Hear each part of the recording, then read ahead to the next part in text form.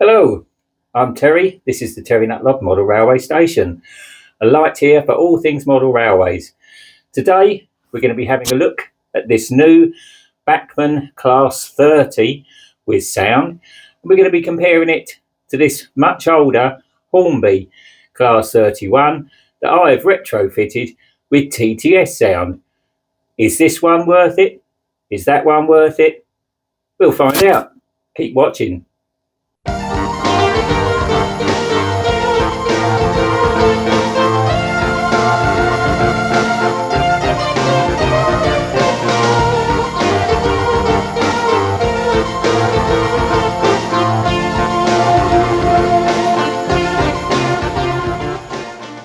So just before we make a start and look at these two locomotives, I'd like to point out the new controller that I'm using today, and this is the A&E model LD101 dual controller.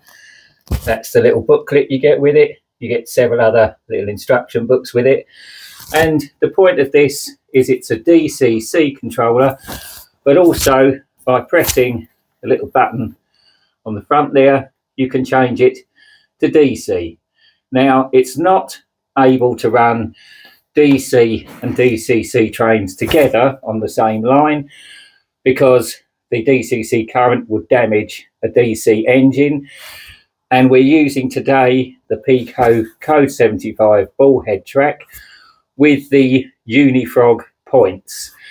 Now, the Unifrog points are great for DCC because at the moment I've just got a single power connection to this track, and it powers all of this track work regardless of which direction the points are set. That's great for DCC, but obviously if, as an example, the Hornby Class 31 was still DC, it wouldn't be isolated in this siding, and if running the Bachmann Class 30 on DCC, I could potentially damage the Hornby engine. So I would need to either use older Pico points with the conventional initial frog or electro frog and have two separate feeds, or I could isolate this siding in this example to protect the DC engine whilst the DCC locomotive was running. Similarly, this Bachmann, because it's got a newer chip, can run on DC with sound. It has limited functions, but it can run with some sound functions on DC. So let's just make a start and we'll see how we get on. So what is the point of this video, you may well be asking? Well, it's not going to be a straight out review. I think enough people on the internet do those, and that's great because people doing reviews of locomotives is a good thing. You can see what you're buying. But what I'm doing today is just really asking the question of the £249.95 that I paid for this Bachmann model, and it's not the top of the range one, it's the one down. It does have the sound, but it doesn't have the rotating fan or the automatic uncoupler function. I chose that. I knew that when I bought that. I didn't really want either one of those functions. Comparing that to this much older Hornby engine, retrofitted with the TTS sound, which is a much more basic chip, a much more basic sound profile of the chip, are they similar? So the Hornby locomotive is approximately 8 to 9 years old now. I got it as new but second hand for about £105 if I remember right, and the TTS chip was £55. So therefore this engine 7-8 years ago now cost me £160. This engine, which I got at the Great Electric Train Show in 2025, just 3 months ago, cost me £244.95. Quite a difference. Is there a difference in the sound? Is there a difference in the quality? Well, that's what I'm going to show you, and it's going to be up to you to make your mind up what you want to do. Obviously at the end I've got my conclusions, but we'll save that for the end. So let's just, with the controller, start the Bachmann engine up and we'll listen to some sound. I'm not going to go through, I've got the crib list here, I'm not going to go through all of the sounds. Again, I'm not doing a review on it. I'm just going to give a little tick over start to the engine, tick over sound, little bit of running, and you'll hear what it sounds like. And I think we'll blow the horn as well, because that's an important part of it. So it's on number 3. We just started up. We'll start the function up. Excuse me, it's quite fiddly, this controller. £136 this controller is. It's great the fact that it works DCC and DC. However, if I'm going to be critical, because of the limited number of buttons, you have to do multiple button pushes to go between functions and choosing the engines. A little bit complicated. I'm quite new to it, so bear with me. So we're going to select engine 3. We press to the direction. We press it again and we should get function. And we haven't, so I've done something wrong straight away. There we go, something came on. It's moving, which we didn't want. So we'll stop it. We really want to get the sound started. So we'll try again, function, there we are. Didn't press it enough times. Function 1, if you can see on the controller, is the sound. We press on and we shall hear the cold start of the Class 30.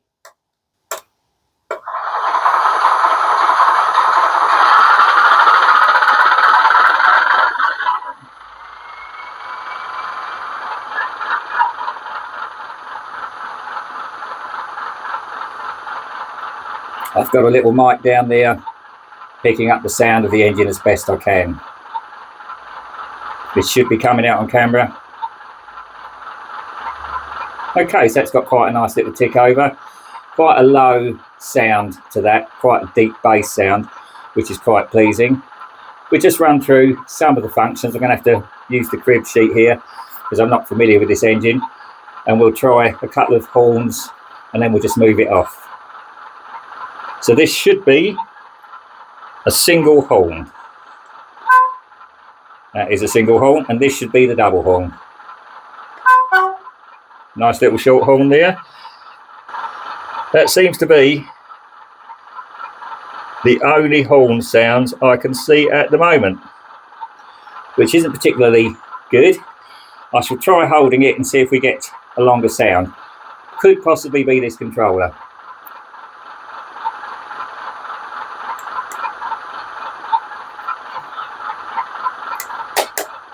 Nothing at all. Okay, we'll go back to the other sound. Try again. Now we don't seem to be getting any horn sounds at all.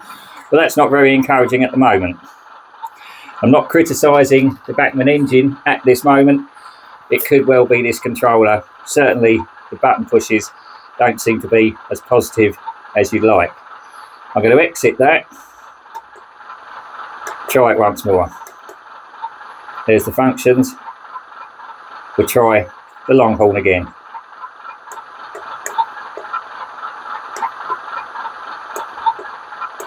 No. There we are. Unfortunately, these buttons aren't the best, to be honest with you. For stuff like horns, you have to really press them quite hard. And as I say, I think this is quite a basic controller. It certainly does the job. If you want a controller that can do DC and DCC, and you really just want to run the engines, I think it would be suitable for you. But to work the functions is quite fiddly, and certainly those buttons aren't as positive as I would like. There you go.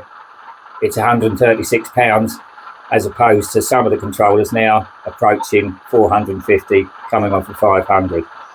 So obviously they've saved some money in the actual operation of the buttons, etc.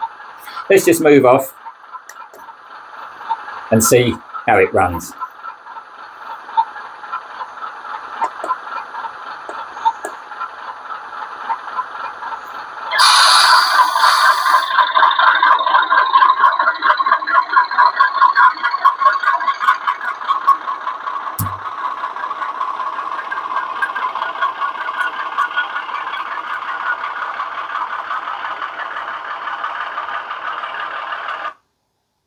And it's stalled, unfortunately, on the point there.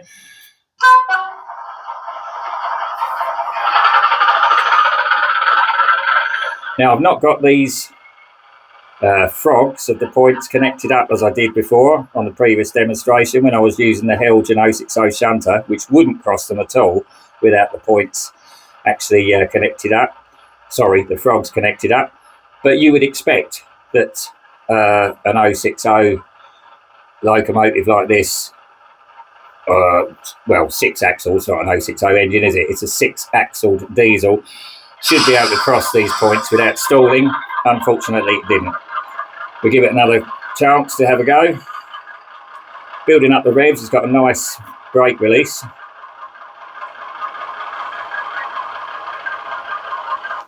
And it's stalled again. Okay, so this could well be the track, but it's not very encouraging, is it?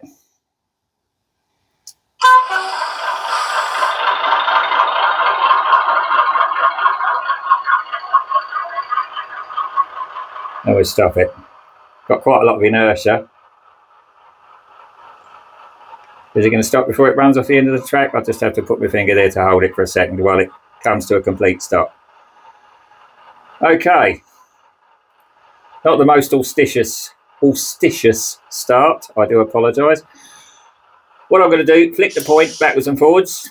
Little release of the air brake there. I'll come back the other way a little bit faster. See if we can get across the point. Maybe I was going a little bit too slow.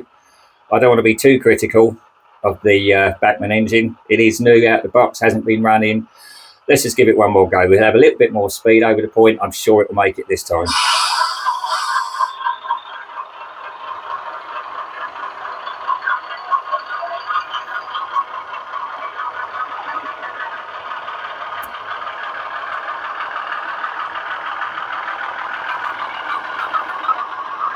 And off.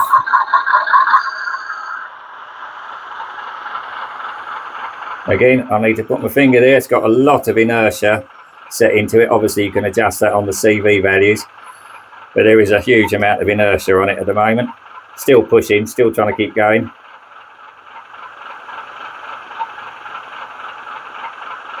Has it come to a halt? Yes, it has. Okay. So there's the Bachmann. Finally releases the brakes. So there is the Bachmann engine. As I say, I'm not going to be too critical of it. A little bit disappointing it's stalled on the point there at that very slow crawl. It was a slow crawl. It's not been running. And quite possibly this track, again, being brand new, I haven't cleaned it with a track rubber or anything. There could be a tiny bit of dirt or something on there. Doesn't seem to be. But there you go. So possibly a few teething troubles. So what we're going to do is go back into the functions. We'll go back into the sound. And if you can listen to the tick over there, we'll turn it off for a second. We'll hear the engine shut down.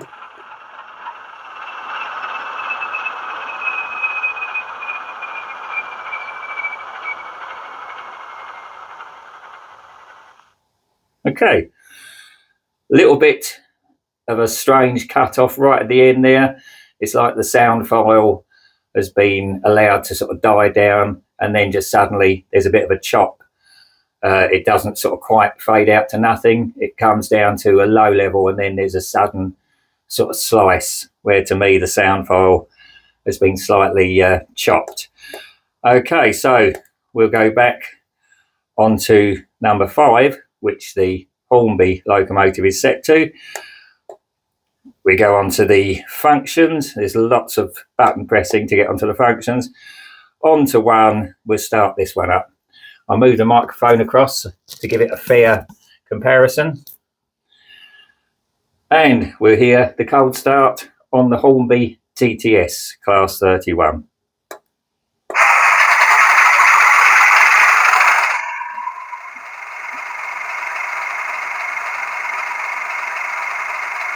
Very similar start, I think you'll agree.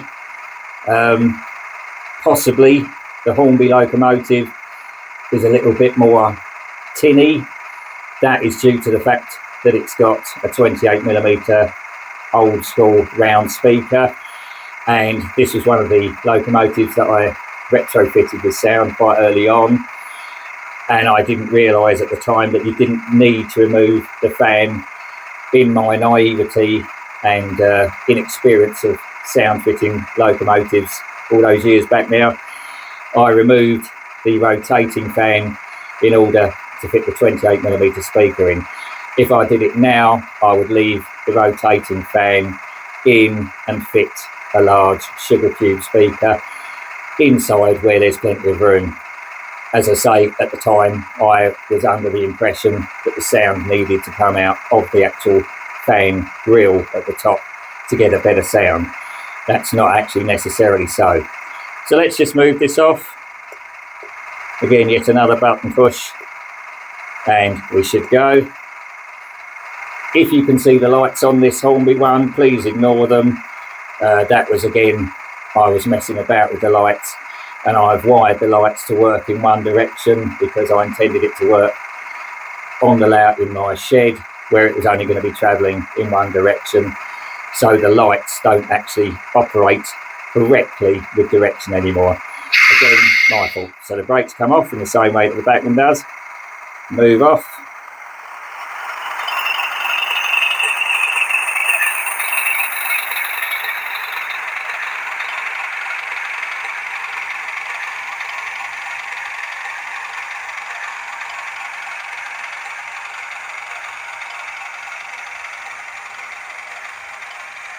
Come to a halt. Now, the only difference with the Hornby TTS sound, I'm going to move the microphone up so you can hear it a little bit better, give it a fair comparison. The only difference with the Hornby TTS sound chip is that it doesn't have the brake squeal automatic. You have to operate it with one of the function buttons. To be honest with you, this has been sitting in a box now for about 5 years. It wasn't used at the time. I did intend to weather it, and I've forgotten where the functions are mapped. I could dig out the crib sheet for that, but basically I think we'll just try a couple of horns and give you a comparison with the horns, and that's about it. So back onto the function. Again, this controller, little bit fiddly. There's the function. I believe the horn is 3, again like the Bachmann. We'll have a go. Now that's a much more usable horn to me. We'll see what 4 is. 4 is the brake squeal. There we go. So back to 3. We'll try 2. I think that's a horn as well. There we are. It's a reverse horn. I actually think that those horns sound better to me than the Bachmann one. Now we just move this back up the end. We'll put the microphone in the middle. We'll start the Bachmann one, have them running together, and you can see what you think.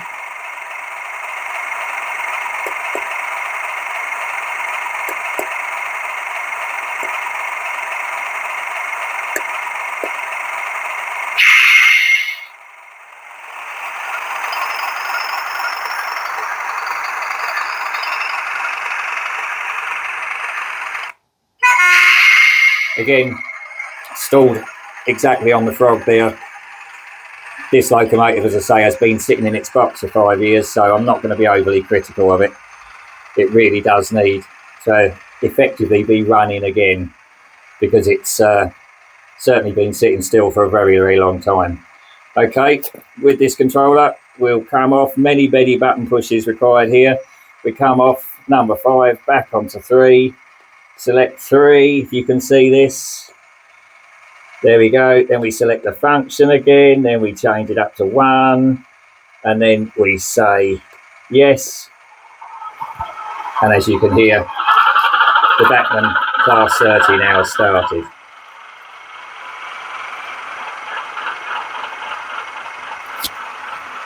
We just come off the function. A little bit annoying that, to be perfectly honest with you. You have to select the locomotive again. As I say, quite a lot of button pushing on this controller. I have to admit, I think the Bachmann has got a better start to its sound profile.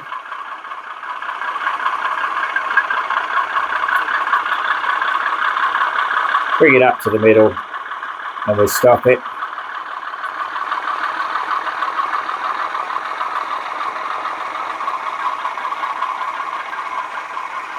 Huge amount of inertia on that, the way it comes from the factory. That's fine, of course. As I say, you can certainly adjust all of that in the CVs. So we'll move the microphone back to the middle. There's the Hornby.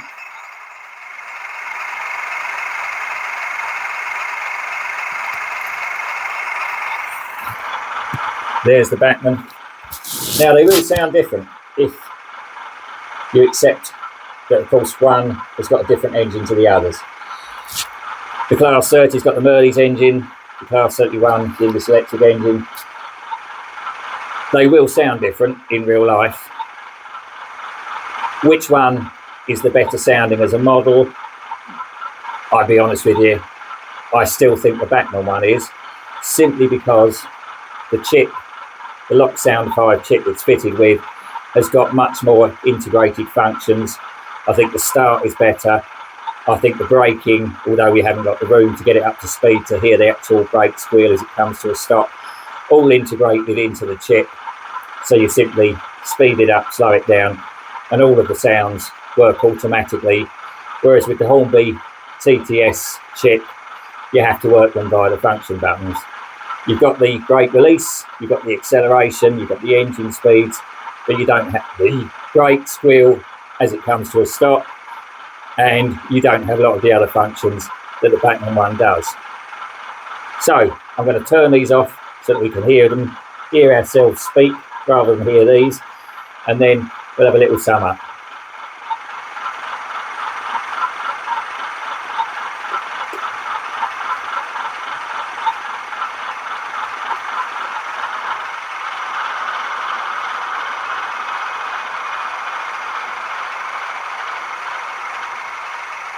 Quite a good shutdown there from the Bachmann.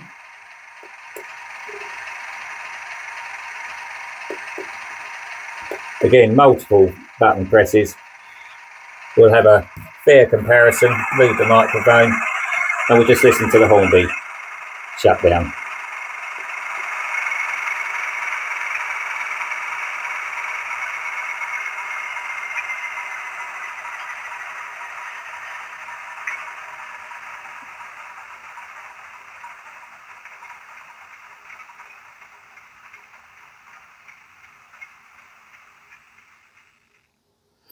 Now, I actually think that the Hornby shutdown is better than the Bachmann because the sound file hasn't been cropped or clipped at the end there.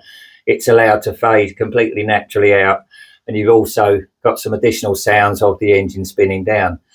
I'm not going to criticise the realism of the engines. I have to admit I've never really heard the Merley's engine myself, certainly not on shutdown, so I can't say that that's not realistically how it shuts down and that the sounds are incorrect.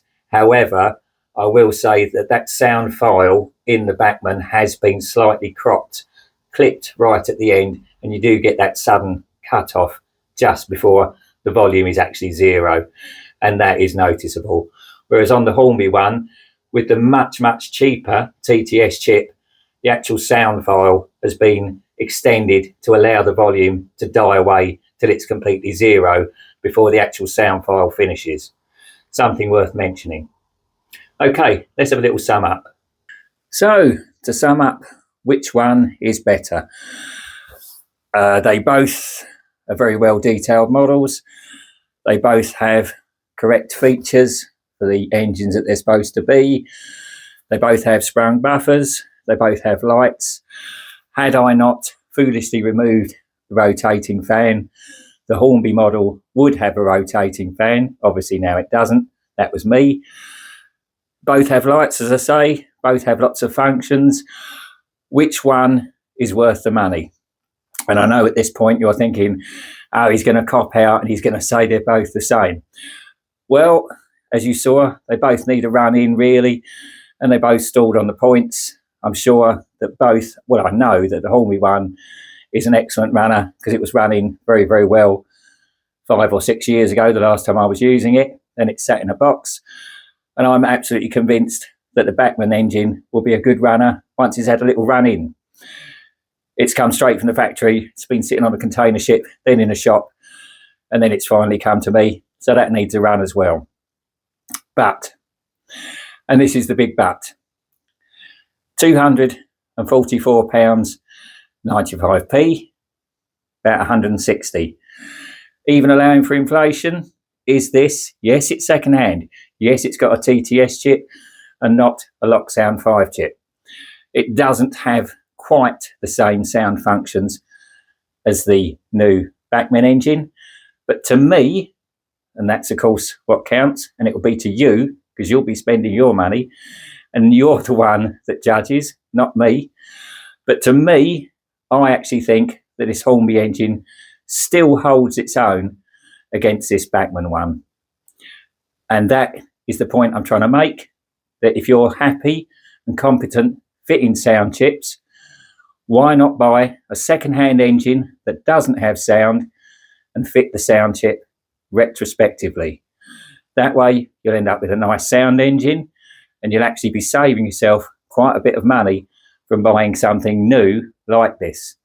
Of course, if you're not happy fitting your own sound chips, you'd rather buy something from the factory, new, with a guarantee, doesn't work, you can send it back, then go for that option. They're both good engines, they both sound good. As I've said, I think the Bachmann has got a better start. I think the Hornby has got a better shutdown. I think the Hornby has got a better horn sound, but the Bachmann has more overall sounds. I haven't gone through them, but it does. It's got something like 26 different sounds, whereas the Hornby TTS chip has got something like about 16. Do you want guards whistles, people talking, clanking sounds? If you do, then go for the Bachmann one. What I would suggest before you buy any sound engine is go, as I keep saying, to your local retailer, see if you can hear it, see if you can see it running, and more importantly, listen to all of the sounds that it comes with. I think that's quite important.